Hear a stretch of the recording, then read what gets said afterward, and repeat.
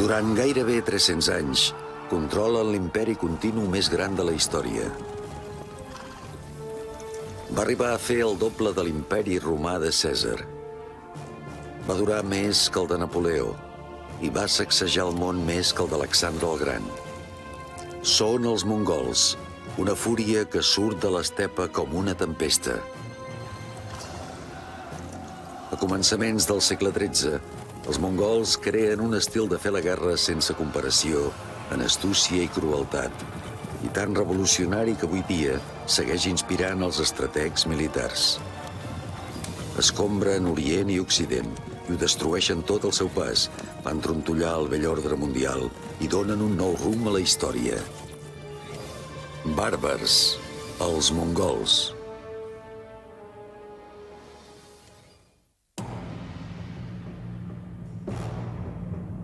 Som a finals del segle XII. Mentre Europa està empantanegada a l'era de les tenebres, hi ha dues cultures que marquen el llistó de la civilització humana. Els estats islàmics de Pèrsia i l'Àsia central, i més cap a l'Orient, un trio de regnes fabulosos a la Xina. I entremig s'estenen unes pastures immenses i inhòspites, l'estepa euroasiàtica. L'estepa és enorme, però no està buida. Tribus nòmades com els tàrtars, els mongols i altres n'arrenquen una vida molt magra. És un dels llocs més freds de la Terra, amb temperatures de 90 graus sota zero. Durant una bona part de l'any han de lluitar contra la natura. És una vida sense cap marge de seguretat. El 1175, els tàrtars reprenen una antiga disputa amb els mongols. Aquestes dues tribus tan semblants en estil de vida i creences estan dividides profundament per antigues rivalitats. És un cercle permanent d'aliances, traïcions i venjances. Atrapades en les seves pròpies lluites, aquestes tribus ignoren el seu enemic comú, els rics i poderosos Jin del nord de la Xina. La política de la dinastia Jin en relació amb Mongòlia era divideix i venceràs.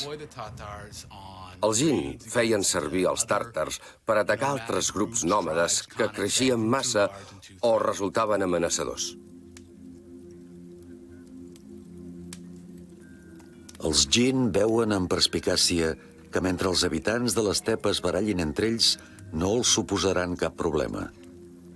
I és en aquesta època d'enrenou, al segle XII, quan apareix el gran conquistador mongol Genghis Khan. Però no prové d'una família de reis o de prínceps, sinó que és un noi sense pare que s'enfronta a la mort amb la seva família a l'estepa desèrtica. El nom de naixement de Genghis Khan és Temujin, que en mongol vol dir forjador, i ja li encaixa. La seva vida li exigirà una voluntat de ferro. El 1175, quan amb prou feines té 9 anys, els tàrtars enverinen el seu pare, el cap del clan. El pare de Genghis Khan era un líder tribal molt important. Si hagués sigut viu, potser s'hauria convertit en el següent Khan dels mongols. Però així que va ser enverinat, les viudes del Khan anterior van obligar els mongols a abandonar les viudes de Yesurgei, el pare de Genghis. El resultat va ser que Genghis Khan es va quedar sol a l'estepa amb la seva mare. Abandonada amb els seus fills, la mare de Temujin li encomana una cosa molt senzilla: venjar-se.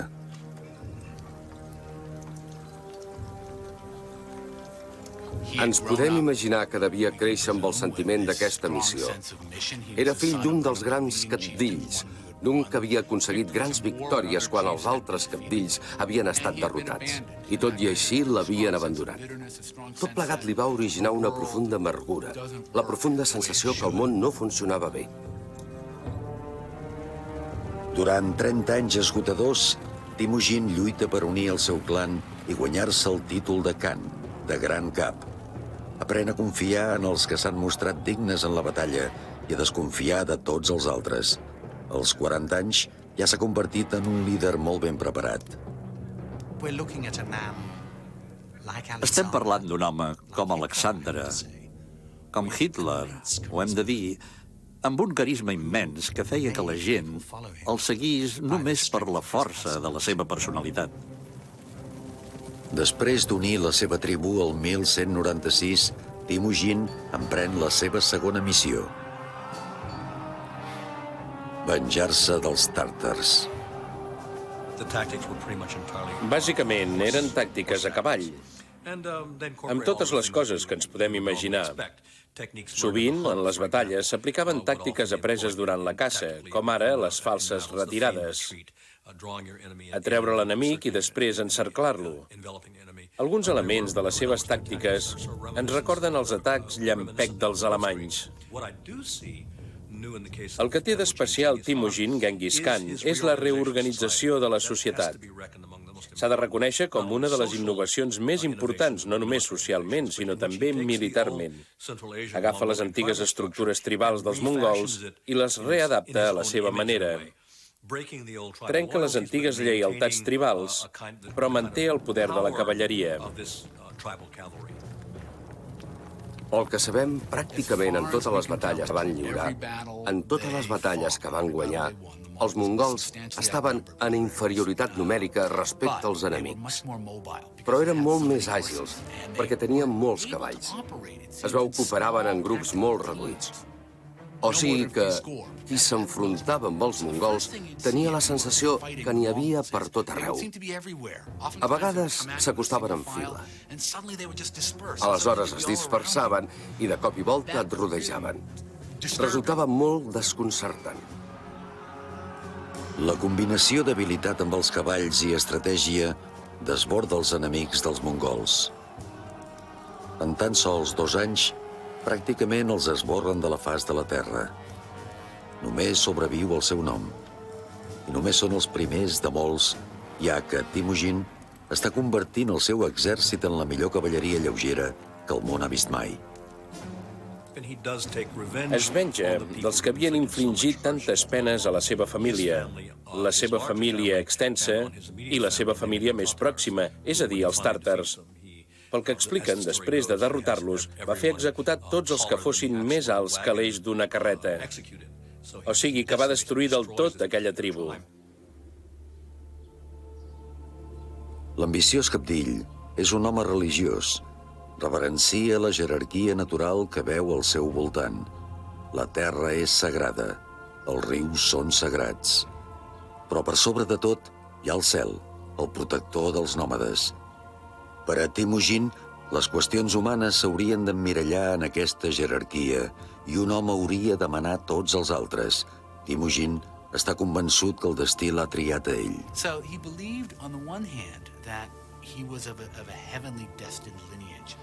Ell creia que pertanyia a un llinatge predestinat pel cel. Per què? Perquè quan guanyes una batalla és una cosa que ha decidit el cel, Déu, Moka Tenga, és a dir, el cel etern, o el Déu etern. Genghis Khan creia que aquesta divinitat dirigia totes les victòries i tots els fracassos del món. El 1206, un consell de cabdills de tribus de l'estepa proclama Temujin líder universal o Genghis Khan. Ara està en situació de conquistar la resta del món i guanyar-se la reputació de ser el més ferotge de tots els bàrbars.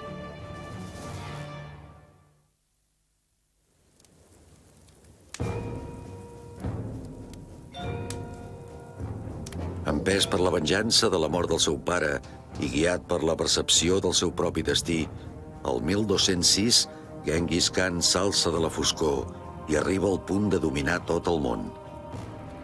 És el líder màxim, el Khan, de totes les tribus nòmades i inquietes de l'estepa. El seu poble porta una vida molt difícil en un medi molt inhòspit. És una societat que està sempre en moviment. Poden aixecar els campaments en un moment. Què en sabem de les tendes on vivien? estaven formades per una estructura de canyes i trossos de feltre lligats o cosits a aquestes canyes. Es podien muntar en un quart d'hora i es podien desmuntar en el mateix temps. L'interior de les iurtes era molt fosc i ple de fum, perquè només hi havia un forat dalt de tot i un altre a la porta. La porta sempre apuntava cap al sud, perquè els mongols tenien la superstició que les bones notícies venien del sud. Hi havia filtres a terra i a les parets, molta foscor, i tot estava impregnat de fum. Què cremaven? A l'estepa no hi ha llenya. Doncs excrements. I aquell fum amb pudor d'excrement ho impregnava tot. Aquella existència tan dura va modelar el caràcter de Genghis Khan i la petició de venjança de la seva mare li va proporcionar una missió. Això ens indica el paper tan important que tenien les dones i que encara tenen en la societat mongola. Va ser un episodi important en la seva vida, perquè va establir lligams molt forts amb les dones, amb la seva mare, amb la seva esposa. Més endavant, totes dues tenen un paper preeminent quan Genghis Khan distribueix el seu territori i els seus soldats. Les dues dones reben la seva part. O sigui que és molt important. La dona és la coneix la família, és la base de la família. A l'any 1206, Genghis Khan governa l'estepa sense disputa. Ara dirigeix la seva venjança cap als poderosos i arrogants Jin de la Xina. El 1211, els mongols es disposen a envair la Xina. Aquell país tan enorme i antic els veu com una colla de replegats presumptuosos que volen brega. Els xinesos no saben amb qui estan a punt d'enfrontar-se. Al sud de la Xina, la dinastia Song, l'ètnia xinesa del sud, sovint havia vist els mongols com uns possibles aliats i en tenien un punt de vista molt curiós. Consideraven que els mongols eren uns bàrbars salvatges sense cap cultura, però també sense corrompre, sense fer malbé. Poques hores després del primer enfrontament, les tropes mongoles aniquilen un exèrcit xinès molt més nombrós. Els nòmades aprenen de pressa i copien la tecnologia de setge dels xinesos per atacar les seves pròpies muralles. Es converteixen en la personificació del terror. Aleshores començaven a tocar els tambors. Aquells tambors els duien 4 homes amb túniques. Només el so dels tambors ja feia que la gent embogís de por. Aleshores feien venir els presoners de l'última ciutat que havien capturat i els llançaven al fossat per passar damunt seu, damunt dels cadàvers, fins a les muralles. Mataven tots els sers vius que trobaven, gats i gossos inclosos. El 1215 arrasen la capital del nord de la Xina, Chengdu, l'actual Pequín. Però quan la victòria ja sembla al seu abast, arriben notícies de problemes a Mongòlia.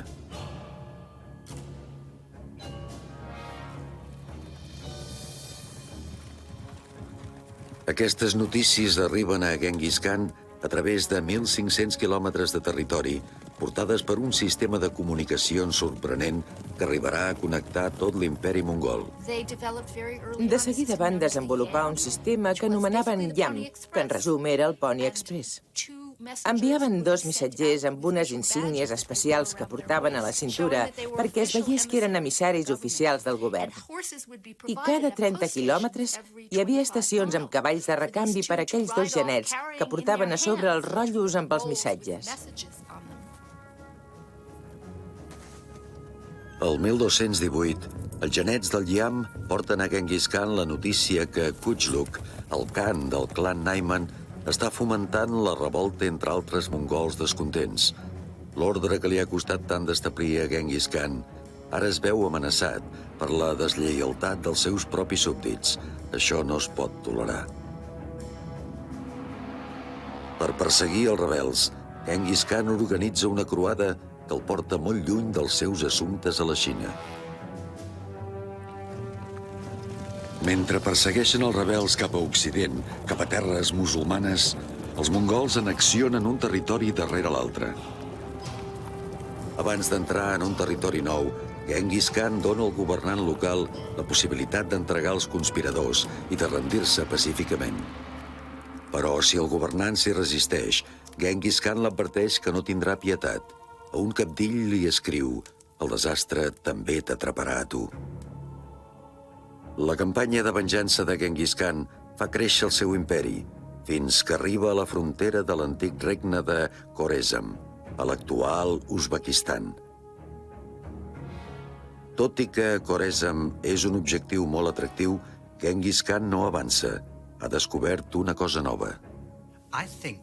Jo crec que el moment clau de la vida de Genghis Khan, el que el va fer passar de ser un cabdill territorial de la Mongòlia exterior, i pensem que Mongòlia exterior vol dir el lloc més perdut del món, el que el va fer passar d'això a un actor important de l'escena internacional va ser quan es va adonar que els seus territoris es trobaven al bell mig de la ruta de la seda i que a través del comerç podia canviar el destí de la seva gent. Per això va enviar una sèrie d'ambaixades al seu veí més pròxim, el sultà Muhammad, que governava el món islàmic oriental. I després de les ambaixades, li va enviar una caravana de 1.500 camells.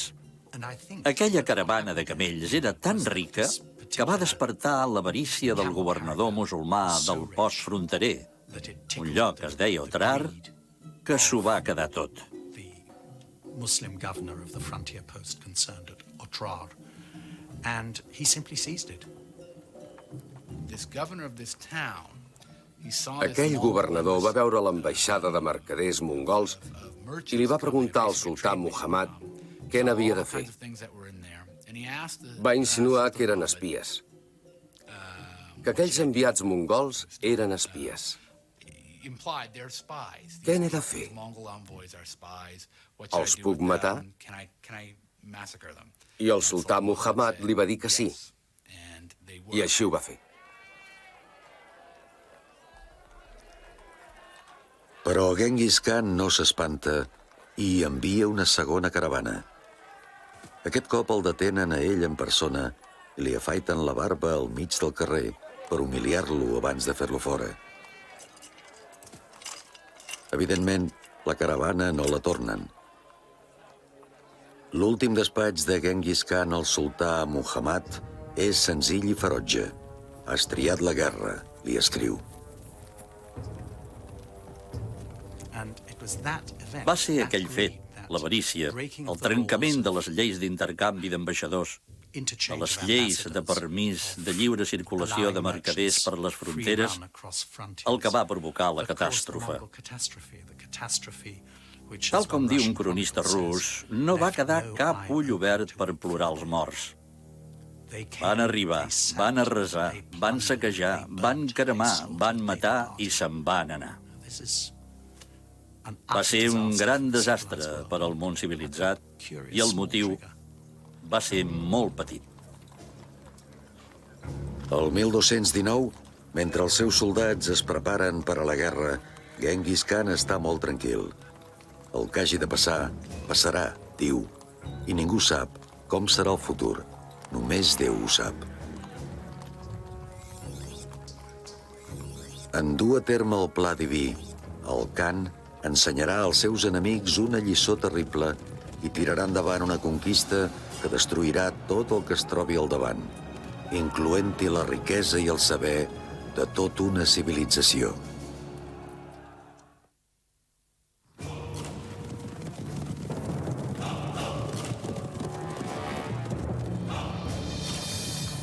Genghis Khan ha unificat els mongols nòmades, ha sotmès els xinesos rics i ara, el 1219, es prepara per atacar el sultà Muhammad, el sobirà de l'imperi de Khorezm a l'Àsia Central. Genghis Khan és un home mogut per la venjança. Inalchuk, el governador del sultà, ha humiliat de manera flagrant una ambaixada diplomàtica dels mongols. Un abús que no es pot tolerar. Però la fortalesa del sultà Samarcanda està defensada per un exèrcit molt més nombrós que el de Genghis Khan. Per igualar les possibilitats, el Khan fa servir dues coses que fins ara li han anat molt bé: mobilitat i sorpresa.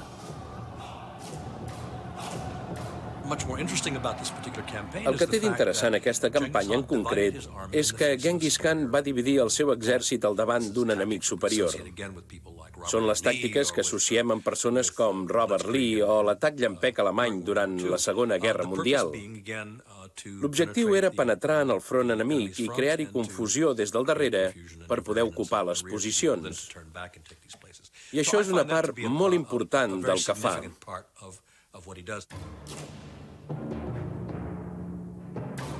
El primer cop de Genghis Khan cau a la ciutat fronterera d'Otrar, el 1219. Després d'un setge de 5 mesos, els mongols superen les defenses i destrueixen tot el que troben al seu pas. La seva crueltat no té límits. Per què eren tan cruels, els mongols? És una pregunta difícil. Ningú en sap la resposta. Però el que és segur és que no feien la guerra d'una manera convencional. A Inalchuk, l'avariciós governador, li reserven un càstig especial i descobreix en persona el significat del proverbi mongol que diu: paga els altres amb la mateixa moneda. El treuen del seu amagatall a la ciutadella i l'immobilitzen a terra mentre li aboquen plata fosa als ulls i les orelles.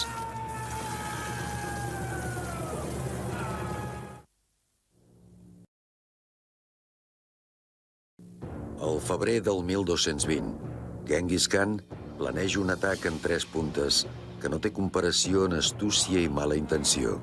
Primer, 2 columnes de mongols ataquen Khoresm des de direccions oposades, l'est i l'oest. L'objectiu principal és fer creure a Muhammad que aquells atacs insignificants són el gros de les forces mongoles. Els exèrcits medievals, tant a Europa com a l'Orient Mitjà, tenien el concepte que retrocedir davant de l'enemic era una cosa humiliant que no podien fer. També hi havia un altre motiu per no retrocedir. Si et començaves a retirar, tothom es pensaria que havies perdut i aleshores perdries el control de l'exèrcit. Tothom començaria a fugir. Hem perdut. En canvi, els mongols es retiraven i de cop i volta se separaven, et rodejaven i et tornaven a atacar. Això desconcertava molt aquells exèrcits i la pluja de fletxes que els queia.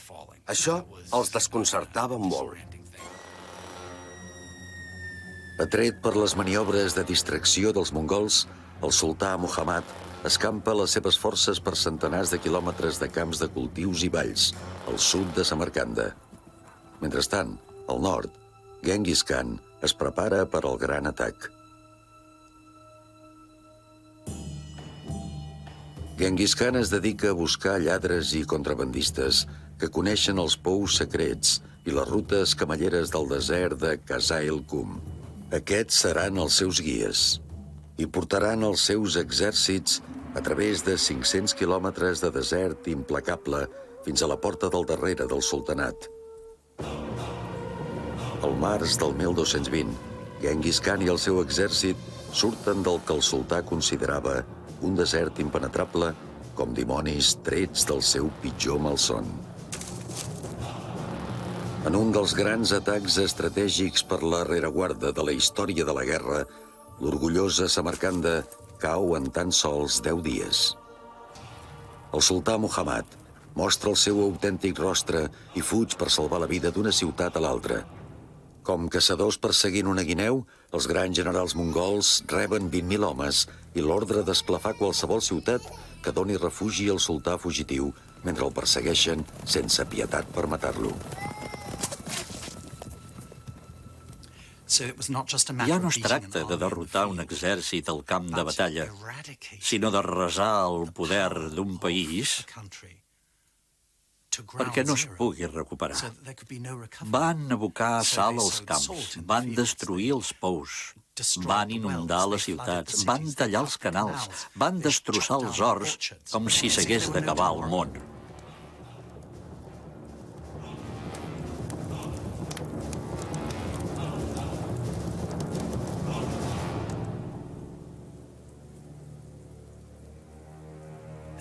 no li importava gens.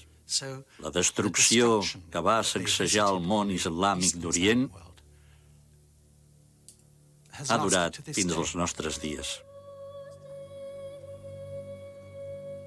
Per tot Pèrsia trobem escampades les ruïnes d'antigues grans ciutats, com si fossin ciutats fantasma.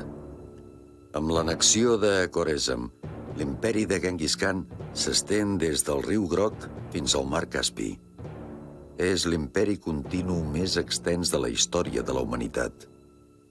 El resultat més important d'aquella conquista és que Orient queda obert a Occident per primera vegada en un miler d'anys. Aquella Pax Mongòlica va permetre que es pogués viatjar per primera vegada amb total seguretat des de Roma fins a Pequín. Abans no havia sigut mai possible i no tornarà a ser possible fins al segle XX. No és poca cosa. Hi havia viatgers de l'Orient Mitjà que arribaven fins i tot a la Xina. Un viatger famós, Ibn Battuta, del Marroc, va arribar, o almenys això explica ell, fins a la Xina i va recórrer una bona part dels estats successors dels mongols, estats dirigits pels descendents de Genghis Khan. I allò va facilitar el coneixement de totes les civilitzacions d'Euràsia. Es coneixien millor les unes a les altres. Però, irònicament, la creació d'un imperi així no era l'objectiu de Genghis Khan. En ell encara crema la flama de la venjança i encara té un compte pendent amb els xinesos.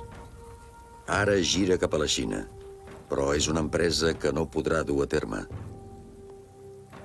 El 1227, amb 60 i tants anys, Genghis Khan mor mentre avança cap a la Xina. Segons la llegenda, és víctima d'un accident de cavall molt estrany.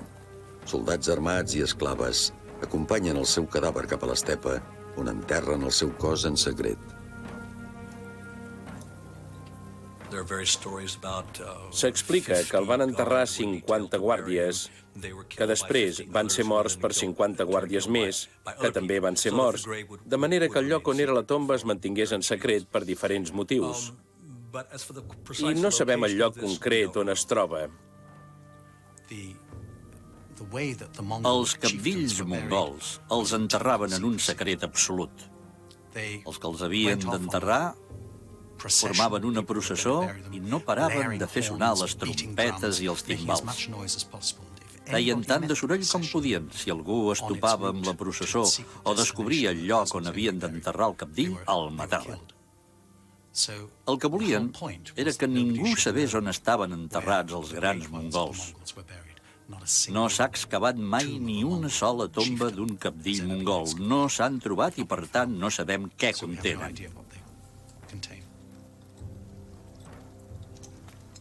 L'imperi de Genghis Khan sembla tan perdut com la seva tomba a les muntanyes, ja que després de la seva mort, l'estat que tant va intentar unificar es desfà, dividit en 4 regnes per als seus 4 fills. Però el somni es manté viu.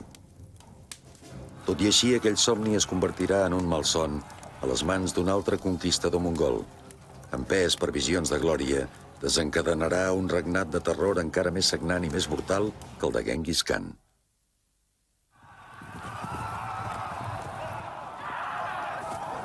En una erupció de violentes conquistes, l'imperi mongol se segueix expandint després de la mort de Genghis Khan el 1227. A Occident, l'Horda Daurada, descendent de Genghis Khan, controla el sud de Rússia i Khorezm. A l'Orient Llunyà, el net del Khan derrota i uneix els 3 regnes de la Xina.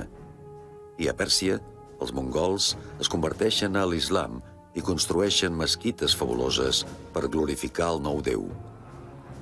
Però per molt pròsper que sigui l'imperi mongol, l'extensió tan immensa que cobreix el fa difícil de mantenir. No hi havia prou mongols. No eren una nació gegant. No eren com la Xina, per exemple. A l'exèrcit mongol potser hi havia uns 100.000 homes i prou. O sigui que, com més territoris controlaven, Més feble era el domini que exercien. A mitjans del segle XIV, l'imperi de Genghis Khan s'ensorra. Igual que els antics clans mongols de l'estepa, els nous governants es dediquen a lluitar entre ells en comptes d'unir les seves forces. El poder va anar relliscant de les mans de Genghis Khan i va anar a parar a mans dels senyors de la guerra tribals, uns homes que no pertanyien a la família imperial, però que eren els dipositaris autèntics del poder. Al segle XIV, al territori musulmà de Khorasan, el modern Uzbekistan, un noi mongol que es diu Timur es disposa a robar les ovelles del seu veí. És un adversari intel·ligent i sigilós per al pastor, però aquesta vegada la sort l'abandona. Diuen que rep una ferida que no se li acaba de curar mai del tot, i això fa que quedi coix per sempre més.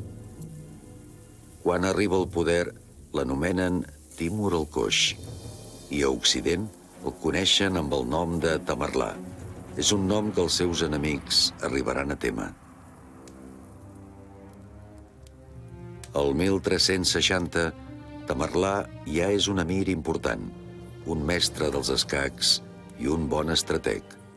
Tot i que és mongol, no pot dir que descendeixi de Genghis Khan, i per això s'inventa una complexa genealogia que l'enllaça amb el gran líder. Fins i tot agafa dues esposes que descendeixen de Genghis Khan per legitimar la seva reclamació. Tamerlà es considerava el restaurador d'una determinada versió de la història de Genghis Khan. Però era una versió pròpia, reflectida a través del prisma de les seves ambicions. I en un moment determinat es va considerar un home predestinat, no només un simple agent de la justícia de Genghis Khan, sinó que es veia com una persona que actuava per dret propi. El 1375, l'imperi mongol no és l'únic projecte de restauració de Tamerlà. Un segle i mig després que Genghis Khan arrasés Samarcanda, Tamerlà vol convertir la seva ciutat adoptiva en la joia del món. Havia nascut en aquella zona i sempre s'havia sentit molt lligat al que ara és Uzbekistan. Era el seu lloc de naixement i al llarg de les seves campanyes, quan capturava una ciutat, matava tots els homes, però deixava en vida els artesans i després se'ls enduia a Samarcanda. O sigui, que ens podem imaginar una Samarcanda viva amb les tradicions de tot el món musulmà, des de la Xina fins a l'Índia. Samarcanda era un lloc especial. Samarcanda era una ciutat enjardinada i un dels principals projectes de Tamerlà va ser construir canals d'irrigació que van cobrir barris sencers de jardins preciosos. I com que era musulmà, Tamerlà també va construir edificis musulmans i va fer servir una bona part del botí que s'havia endut de l'Índia per construir una mesquita enorme. Sembla que una de les característiques de Tamerlà era l'orgull, la megalomania, en podríem dir, i això es nota a la mesquita. És colossal. El que importava era la mida. La porta d'entrada fa 15 metres d'alçada. Volia causar la impressió que jo sóc un humil creient i he de passar per aquesta porta gegant per entrar. La magnificència de Samarcanda és un testament del poder de Tamerlà, però també és un testament de la seva manera brutal de mantenir l'ordre. Fora de les muralles de Samarcanda, la seva crueltat es converteix en llegenda. A partir del 1385, Tamerlà es dedica a saquejar tota la Pèrsia occidental i també ciutats d'Azerbaidjan, Geòrgia, Armènia i el Caucas. I en el seu camí mata desenes de milers de persones. El 1398, Tamerlà segueix els passos dels grecs i dirigeix una expedició molt atrevida cap a les muntanyes més famoses del món, l'Hindu Kush. I a continuació arrasa el nord de l'Índia. Però com més estén el seu imperi, més difícil li resulta controlar les poblacions hostils. Quan els habitants de Delhi es rebel·len contra els nous amos mongols, Tamerlà agafa una pàgina del llibre de terror de Genghis Khan i escriu un capítol nou i encara més horrible. Hi ha tants relats que expliquen com tallava el cap a les seves víctimes i les amuntegava en piles enormes que no podem evitar pensar si tot allò va ser veritat o és simple exageració. Les xifres no encaixen. Es parla de 70.000 o 80.000 persones. Jo crec que es tractava de guerra psicològica, una cosa que havien introduït els mongols. Una cosa és anar a la guerra, i una altra, de molt diferent, és fer servir el terror com a arma. I això és el que va fer Tamerlà. Tamerlà va acumular el llegat de Genghis Khan i el va fer servir amb eficàcia. En aquest sentit, va ser més terrible.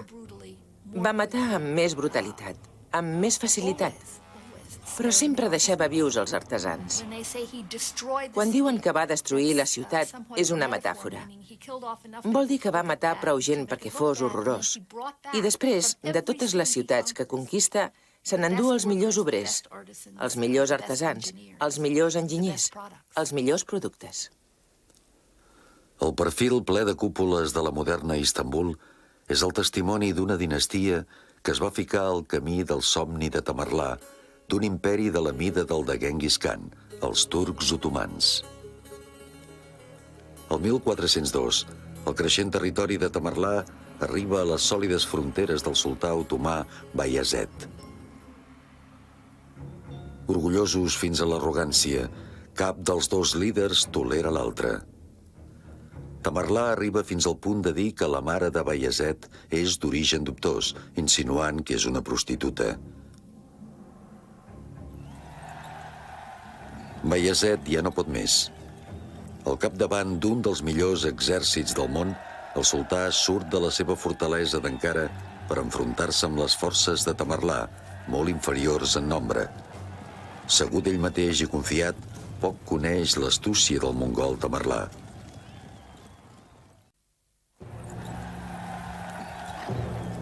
El 1402, esperonat per les calúmnies, el sultà otomà Bayezid corre a enfrontar-se amb les forces de Tamerlà.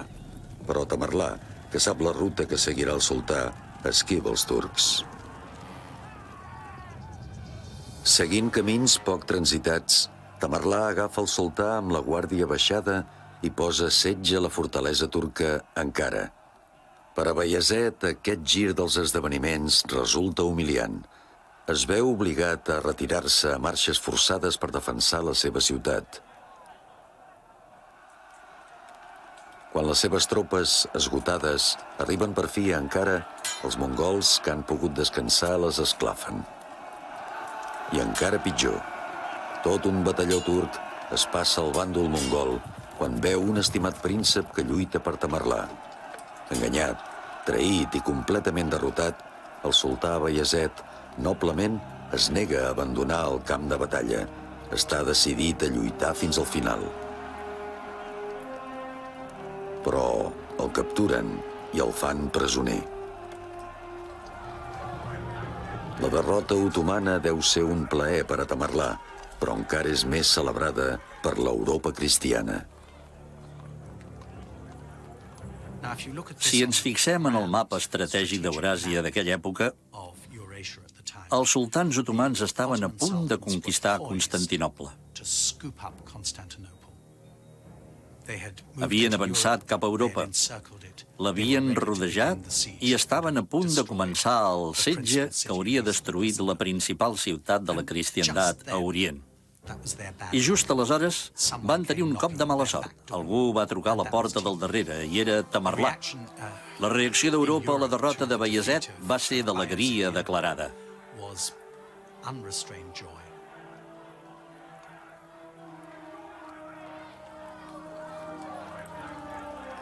Amb la derrota dels otomans el 1402, l'imperi de Tamerlà gairebé rivalitza amb el de Genghis Khan en mida i influència. Però, com es podia preveure, el voraç conquistador encara no en té prou. Per assegurar-se un lloc en la història, ha de convertir-se en heroi un cop més. i l'única manera d'aconseguir-ho és conquistant el que no va poder conquistar Genghis Khan, la Xina. Però igual que Genghis Khan, Tamerlà es posa malalt misteriosament i mor mentre avança cap a la Xina. El 1405 l'enterren a Samarcanda, en una tomba tan ornamentada com senzilla era la de Genghis Khan. S'explica una història curiosa. Diuen que al llit de mort va dir: no profaneu la meva tomba o us caurà sobre un càstig pitjor que jo. I ningú va gosar tocar la seva tomba fins al 22 de juny del 1941, quan uns arqueòlegs soviètics van obrir la tomba i hi van trobar l'esquelet d'un home alt amb un maluc danyat. I el 22 de juny de 1941, Hitler va llançar el seu atac contra Rússia, on van morir uns 20 milions de russos en 4 anys. O sigui que podríem dir que tenia un braç molt llarg i que el seu braç va arribar fins al segle XX. Sense la força de la personalitat i el liderat de Tamerlà, els seus hereus són incapaços de mantenir unit l'imperi. Els mongols comencen a desaparèixer en la història. Són massa pocs per governar aquell imperi tan immens. Les cultures que han conquistat els van assimilant i acaben adoptant les seves religions i els seus costums com a propis. Tot i així, el seu impacte segueix sent incalculable avui dia i tot. En obrir la Xina a Occident, els mongols van crear una set insaciable de productes asiàtics i la necessitat de pagar-la va esperonar l'era dels descobriments i els viatges que portarien Europa cap a Amèrica. Podem dir que en destruir els antics imperis de la Xina i Pèrsia, els mongols van donar a llum al món modern. Un imperi que anava des del mar del Japó fins al Bàltic, des de Corea fins a l'Alemanya Oriental. I va ocupar la major part d'Euràsia, tret de l'Índia i el sud-est asiàtic. No hi ha hagut mai res que s'hi pugui comparar. El món tornarà a veure un imperi com aquell? A Mongòlia hi ha qui ho desitja amb fervor. Fins i tot avui dia Genghis Khan és aturat com un déu. El seu nom és una font d'orgull nacional i la seva tenda una relíquia venerada. No és d'estranyar que els mongols esperin amb impaciència l'esperit que es tornarà a alçar i el retorn del bàrbar.